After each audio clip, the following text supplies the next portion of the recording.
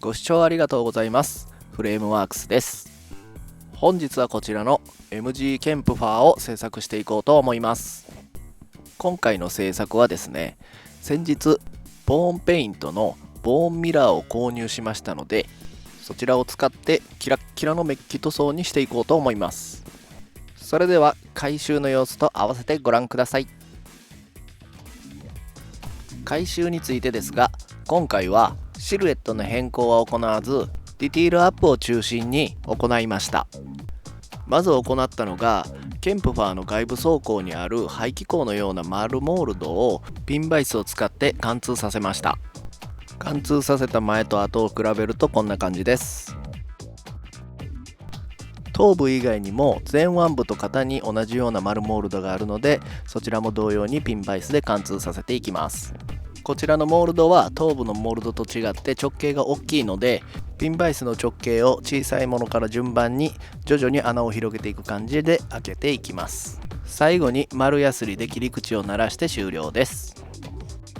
すべて穴開けしたものがこちらです。次に肩アーマーのバーニア受けパーツの後はめ加工を行っていきます。ここのパーツは接続ジョイント部分を少しだけ残して切り落としてやると後はめ加工ができます。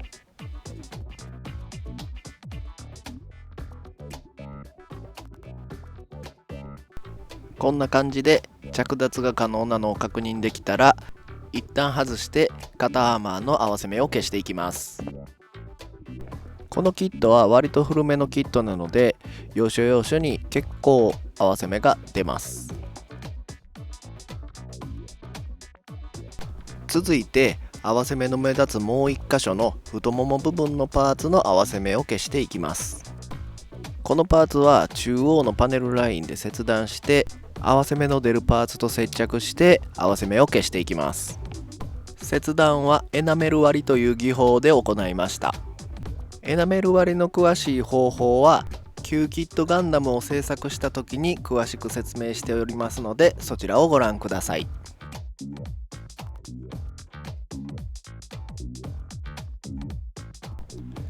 切り離せたら合わせ目消しが必要なパーツと合わせて合わせ目を消していきます。接着にはタミヤセメントの白蓋を使いましたが、ここは流し込みタイプでも良かったかもしれません。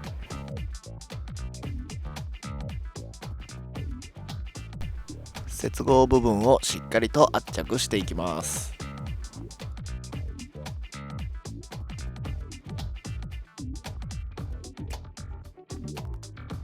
接着剤が乾いたらヤスリでやすって合わせ目を消していきます。この部分の合わせ目は裏側で1ミリぐらい出るので、かなり消すのが大変でした。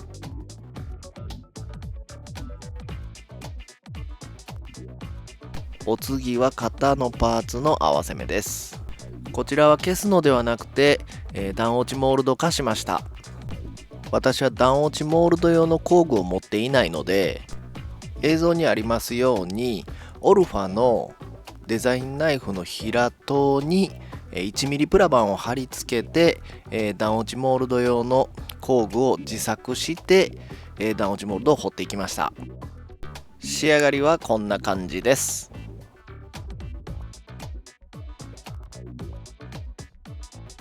次に筋彫りを彫っていきます。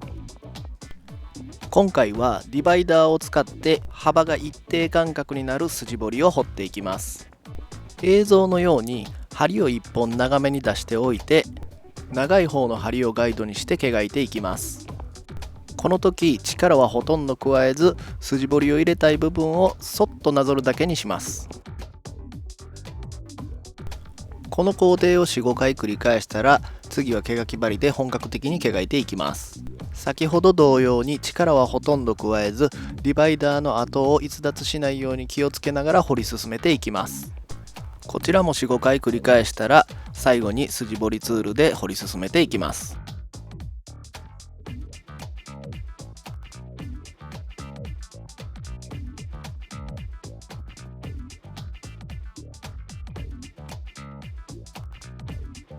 最後に表面をヤスリで鳴らして終了です。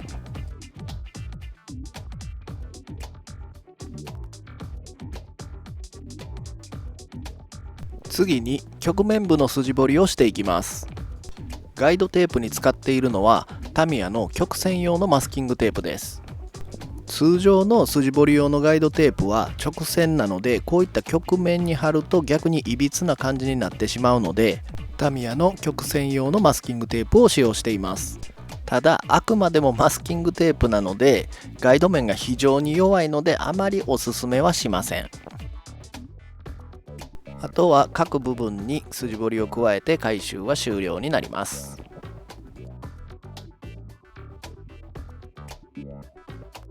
はい、ということでいよいよ塗装に入っていくんですが、今回はメッキ塗装をしていくので表面にコンパウンドをかけて徹底的にツルツルにしていきます。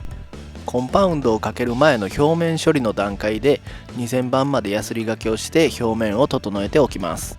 使用したコンパウンドはタミヤの細めから始めて最後に仕上げ目を使って仕上げていきます。外装パーツすべてにコンパウンドをかけてこのようにピカピカに仕上げます。コンパウンドの油分を取り除くためにここで超音波洗浄機にかけていきます。食器洗い用の中性洗剤を 2,3 滴垂らして3分洗浄をかけます。ご覧ください。結構水が汚れちゃってますね。これぐらい表面が汚れてたってことなんでしょうか。はい、ここからようやく本塗装に移っていきます。ミラー塗装の方法は基本的にはボーンペイントさんが公表しているボーンミラー使用方法にのっとって行っていきます。まずはボーンミラーの下地になるアンダーブラックを塗装していきます。こちらの塗料は公式によると希釈済みなのでそのまま塗装することができるんですが、少しだけ希釈した方が使いやすいように私は感じました。アンダーブラックを全ての外装パーツに拭いて1時間ほど乾燥させた状態がこちらです。全てのパーツにしっかりと光沢が乗っていることが確認できたら次の工程に移ります。第2工程はアンダーブラックの上からシャドウプライマーマルチを拭いていきます。シャドウプライマーマルチはアンダーブラックよりもシャバシャバなのでこちらは希釈の必要はないと思います。塗り残しが出ないようにウエット目にしっかりとのせていきます。シャドウプライマーマルチを拭いて4時間乾燥させたものがこちらです。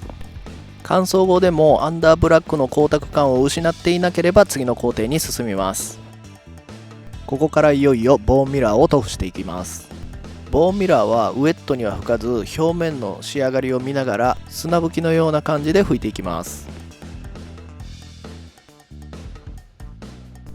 ここから一気に変わっていくのでじっくりご覧ください。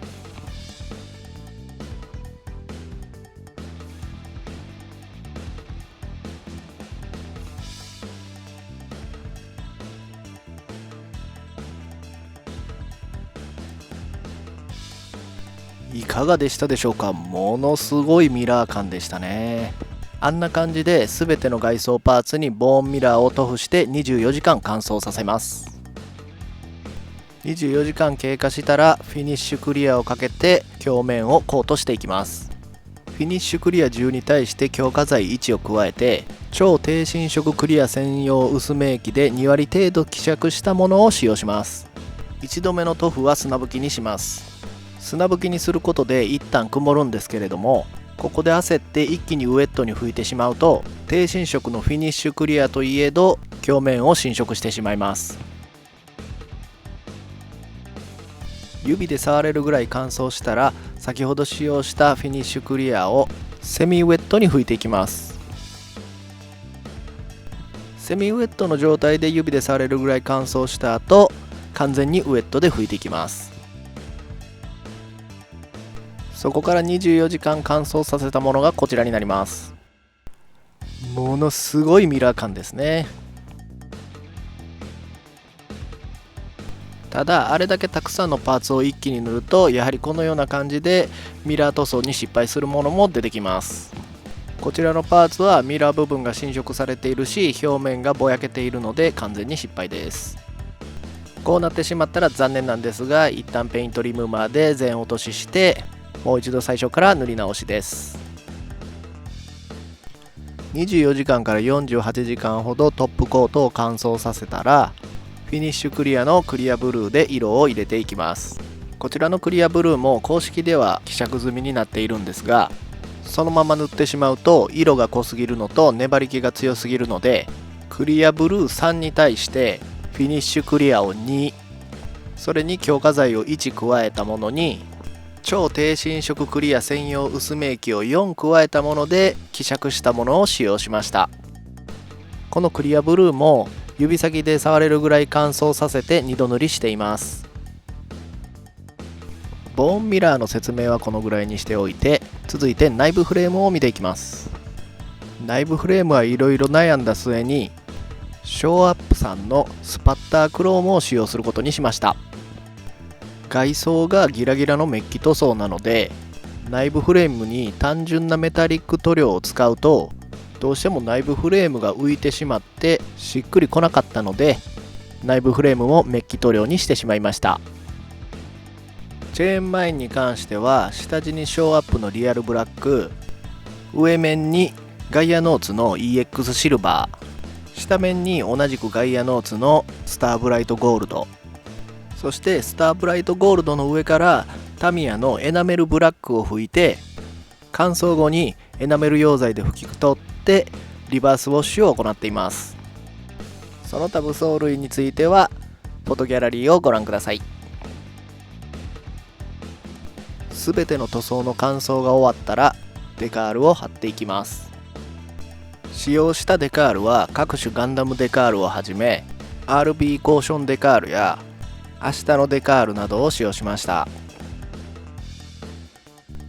デカールを貼り終えたら最後の仕上げにショーアップの1液ウレタンでトップコートを拭いています。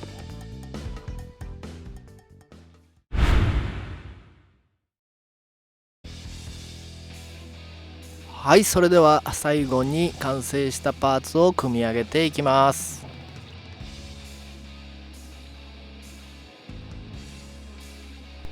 動画内では細かい説明ができていない部分もございますが、完成形でご確認いただければ幸いです。